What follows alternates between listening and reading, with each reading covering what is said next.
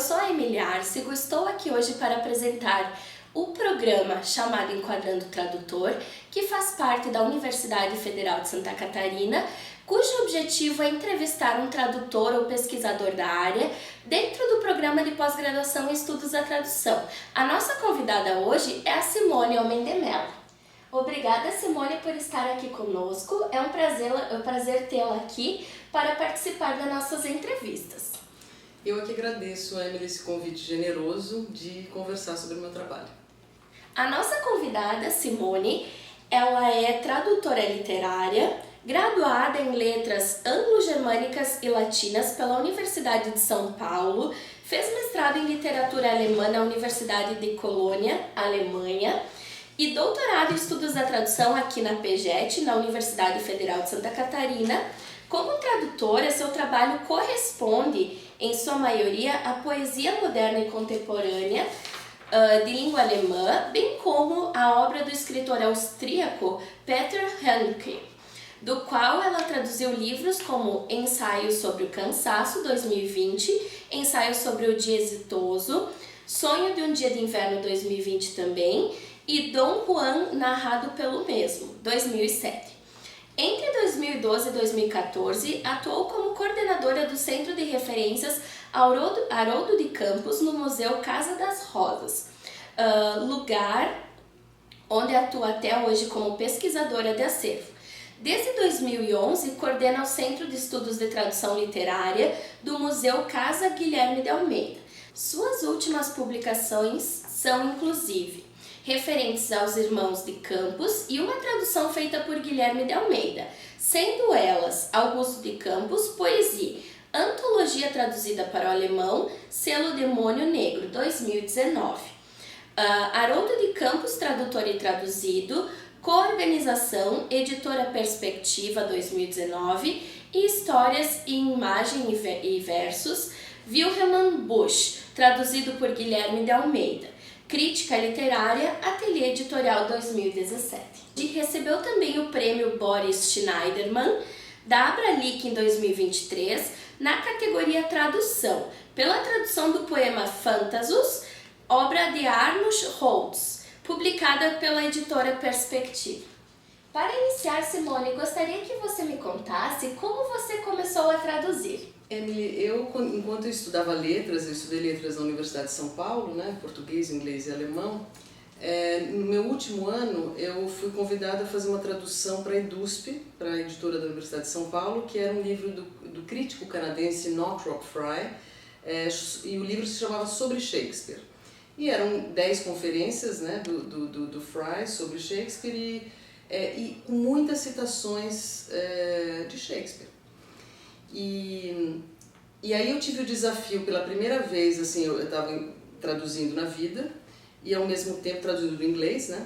E com o desafio de traduzir as citações de Shakespeare, mas que eu não podia pegar de qualquer tradução brasileira e dar os créditos, porque às vezes o elemento ao qual o crítico estava se referindo não estava nessas traduções. Então eu tive esse desafio de tentar traduzir esses fragmentos, né, de uma forma assim, poética também, para fazer sentido o que ele estava falando ali, né? E depois dessa tradução eu fiquei um trauma total, assim, dizendo que assim, a última coisa que eu faria profissionalmente seria traduzir. Por quê? Porque antes de eu começar a traduzir eu já escrevia, né? Poesia principalmente, né? E para mim a escrita sempre é uma coisa assim, é do zero, né? E eu ficava muito assustada com aquele fato de ter um original ali me olhando, sabe? Então eu estou traduzindo, mas você não sabe se você está fazendo certo ou errado, porque tem um original, né? E daí durante um bom tempo eu acabei me distanciando disso, porque eu falei, nossa, assim, me dava muito medo isso, né? Simone, quais são os desafios que você encontra quando traduz do alemão para o português e vice-versa? Então, Emily, o alemão e o português são línguas bastante diferentes, né? Mas eu acho que eu vou destacar aqui dois aspectos em que eu acho que impõe, assim, esse contraste entre essas duas línguas impõe ao tradutor, né? Por um lado, a sintaxe alemã é completamente diferente do português. As orações subordinadas, elas são construídas de um jeito que o verbo vem sempre no final. As pessoas brincam que os tradutores, intérpretes, sofrem muito com isso, porque o palestrante está lá falando e ele não consegue continuar a frase porque precisa esperar o verbo chegar, né? E na tradução escrita, né, por exemplo, eu tive que ter uma consciência muito grande de como lidar com isso, por exemplo, nas minhas traduções de Peter Handke, que é um escritor austríaco, em cujos livros a sequência de imagens é muito importante. E se você simplesmente traduzir colocando a sintaxe do português, você vai mudar essa sequência de imagens. Em alguns casos tudo bem, mas em outros você tem que prestar muita atenção, porque é um tipo de escrita, em alguns livros, bastante cinematográfica quadro a quadro. Então, essa sequência de imagens, se você for traduzir para o português diretamente, ela vai mudar, né? Então, essa, por exemplo, nesse caso foi um desafio. E uma outra coisa que a gente sabe que o alemão é uma palavra, é uma língua aglutinativa, né? Então ela tem palavras compostas gigantescas. Então, às vezes, por exemplo, principalmente eu que traduzo sobretudo poesia de vanguarda, né? Os poetas, né, fazem uso de palavras às vezes gigantescas ou palavras compostas que não são muito comuns nem em alemão. Mas para isso a gente tem uma tradição no Brasil de tradutores que já lidaram com isso, né? Então, se a gente pensar no Odorico Mendes, né, que traduziu do grego antigo, o Odorico Mendes, ele, como o grego também é uma língua análoga nesse ponto ao alemão, o que ele fazia eram palavras compostas, que eram neologismos em português, então ele acabou tornando o português mais próximo do grego. Quem redescobriu isso como uma possibilidade, né, de tradução de certas línguas que são, nesse aspecto, distantes do português, no aspecto morfológico, né, eles foram os poetas concretos, né, os poetas do grupo Neugandres, né, Augusto de Campos, Haroldo de Campos, Décio Pinhatari, que vão resgatar essa ideia da palavra valise, né, que você junta várias palavras em uma só. Então, nesse ponto, assim, alguns autores que eu traduzi colocam essa dificuldade, mas eu já tinha ali né, quem tivesse feito esse trabalho antes de mim, né? Então a gente tem não só uma tradição literária, mas uma tradição tradutológica, né, que permite que a gente não tenha que inventar a roda o tempo todo, né? Dando sequência à tua fala, eu gostaria de saber o que você acredita que deva ser feito para que os tradutores comecem a ganhar o devido reconhecimento por seus trabalhos e traduções. Emily, isso é uma questão muito importante e também muito difícil, né? Porque tradicionalmente o tradutor está num lugar de invisibilidade, né? Para o grande público, mas não só para o grande público, às vezes até para a imprensa, né? Para os resenhistas nos jornais. Se sai um livro de Shakespeare no Brasil, eles estão falando o tempo inteiro de Shakespeare, né, de quem o traduziu. Então, por um lado, é necessário isso tudo que a gente estuda aqui na universidade, né, que isso chegue aos leitores, né? Toda essa reflexão de que para tornar visível o trabalho do tradutor. Então, nesse ponto, as universidades, né, cumprem um papel importante e as instituições que trabalham com literatura, né, as editoras, né, deveriam também zelar por esse trabalho de colocar o nome do tradutor na capa do livro, uma coisa que não é muito, não é praxe, né? Existem editoras que fazem isso, mas muitas também não fazem. Então, assim, para a gente deixar bem claro que um livro de literatura estrangeira publicado no Brasil, ele é de autoria de um brasileiro que o traduziu, né? Então, pra gente isso parece ser óbvio, mas não é para todo mundo. E, por outro lado, eu acho que é uma questão trabalhista também, né? Eu acho que os tradutores teriam que se organizar, né? Existe o Sintra, né, o Sindicato dos Tradutores, que no momento tem uma gestão, inclusive, bastante atuante, né? Que nem sempre foi assim. E por isso, porque o que acontece? As pessoas acham que qualquer pessoa que foi para o exterior e aprendeu uma língua estrangeira pode traduzir. E não é bem assim, né? Eu não sou a favor da regulamentação da profissão, mas eu acho que se os tradutores se organizassem, assim como os intérpretes são organizados, por exemplo, eu acho que a gente teria muito mais condições de exigir, né, honorários mais justos, né? Por outro lado, a gente tem um outro problema que assim, tem muita... a universidade produz muita tradução que as pessoas fazem como parte do trabalho delas na universidade. Então, para entrar no Lattes, para produtividade do programa, etc. E essas pessoas, às vezes, elas querem só publicar, elas não querem receber nada por isso, porque elas já estão recebendo pela universidade. Então, isso é uma coisa que também achata o mercado, porque você tem uma grande oferta de traduções pelas quais os tradutores não querem receber nada. Isso acaba realmente prejudicando o mercado. Então são questões, né, ninguém é culpado de nada, mas assim, são questões que, sobre as quais a gente teria que refletir e a gente teria que se organizar, né, para levar algumas reivindicações adiante. A partir da sua experiência como coordenadora do Centro de Estudos da Tradução Literária do Museu Casa Guilherme de Almeida, como você vê as pesquisas sobre os estudos da tradução no Brasil? Olha, Emily, eu acho assim, eu não sou uma especialista pesquisadora, né, assim como tem gente que trabalha com isso, de fazer um mapeamento de tudo que acontece no país, mas eu, assim, dos países que eu conheço, pelos quais eu transito, assim, eu não conheço um país tão rico em estudos da tradução como o Brasil. E não é só na pesquisa acadêmica, né, assim, a pesquisa acadêmica a gente tem a PJET, né, a pós-graduação em estudos de tradução da Universidade Federal de Santa Catarina, que foi a pioneira, que criou, né, esse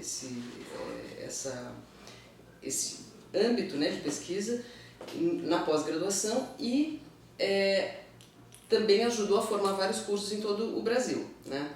E se a gente vir só da produção desses cursos que tem como programa, que não são os únicos que produzem sobre tradução, é uma produção absolutamente diversa e extensa, né?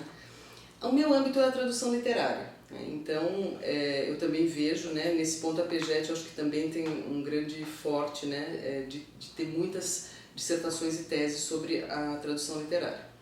Uma outra coisa que eu acho bastante de vanguarda no Brasil, no âmbito acadêmico, é o fato de você poder apresentar uma tradução comentada como uma dissertação ou uma tese, né? Isso é uma coisa que eu acho que também não tem em muitos países do mundo, né? Então, nesse ponto eu acho, e a gente sabe que nos últimos anos, né, essa área tem se expandido muito no Brasil. Então, isso é algo que eu considero uma riqueza, né, brasileira, que na minha opinião também advém de uma riqueza anterior, que é a riqueza da nossa tradição de tradução, né? Porque o Brasil, eu considero a arte da tradução no Brasil uma arte de ponta, porque sendo um país colonizado, uma língua não muito, embora falada por uma quantidade expressiva de pessoas, né, no Brasil, nas Américas, na Europa e na África, o português é uma língua pequena ainda, no sentido de quanto ela circula pelo mundo, né? E como a gente traduz mais do que a gente é traduzido, então, evidentemente, a gente já sabe fazer isso muito bem, né? Ocorre também que a gente tem uma tradição de poesia poética que é de uma riqueza que eu não conheço em nenhum outro país, nem de primeiro mundo, que o tenha, né? Então, a gente percebe, né, que no Brasil, se você lê literatura traduzida, você já absorve como leitor um nível altíssimo do que é a tradução. E então, quando as pessoas começam a traduzir, começam a estudar tradução, etc., você já percebe que assim, o nível já começa muito alto, né? Então, e eu acho que são artes brasileiras essas, e por isso que os estudos da tradução têm tanto a dizer, né? Simone, levando em conta que você possui publicações referentes aos irmãos de Campos, comente a sua relação com as obras deles. Emily, essa é uma longa história, assim. Eu tenho uma relação de profunda admiração, né, por Augusto de Campos, Haroldo de Campos, e também Décio Pinhatari, que criou com eles, né, o grupo Neugandres, em 1952, que foi o grupo que trouxe um programa de poesia de vanguarda bastante inovador e bastante complexo. Um programa, inclusive, que incluía a tradução, né, como uma arte. Eu fui alfabetizada em poesia lendo as traduções e os poemas de Augusto de Campos, Haroldo de Campos e Décio Pinhatari. Então, eles têm para mim primeiro um papel absolutamente formador, né? A minha concepção de poesia advém, né, de tudo que eles me ensinaram, né, por todas as suas publicações. Embora minha poesia seja bastante diferente, né, do que a que eles fizeram, essa é uma das referências centrais em toda a minha formação, né? Aí eu tive o privilégio de, por acaso, conhecê-los quando eu era muito jovem, né? Eu convivi com o Haroldo e com o Augusto, né, porque o meu primeiro sogro, né, ele era amigo, né, dos poetas de vanguarda de São Paulo. Então eu cheguei a ver várias vezes naquela época, e depois eu fui para a Alemanha e passei quase 20 anos na Alemanha.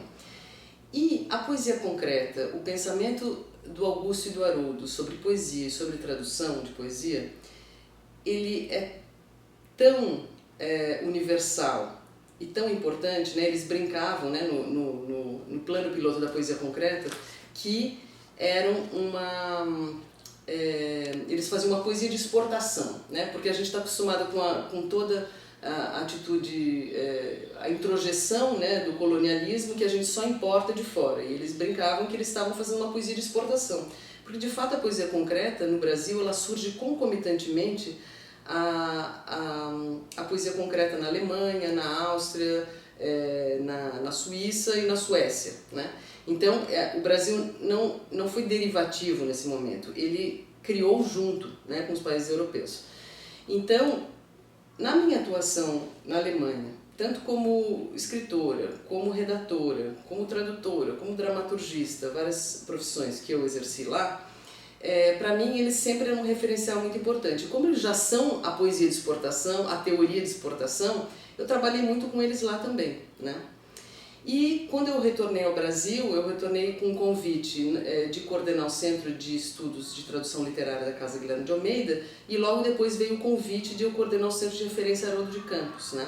E como eu conheço, sou muito apaixonada pela obra deles, né? Então eu fiz todo um projeto, né, para esse Centro de Pesquisa e Referência, e na minha produção, seja dentro desses museus, ou seja nas universidades pelas quais eu passei, né, aí eu sempre me dediquei naturalmente, né, tanto aqui no Brasil quanto na Alemanha, a divulgar, né, a importância da obra deles.